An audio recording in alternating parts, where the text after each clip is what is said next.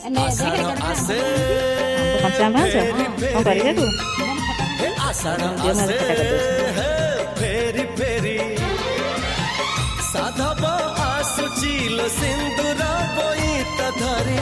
ଚୋରି ଚୋରି ଚୋରି ଚୋରି ଚୋରି ଚୋରି ଚୋରି ଚୋରି ଚୋରି ଚୋରି ଚୋରି ଚୋରି ଚୋରି ଚୋରି ଚୋରି ଚୋରି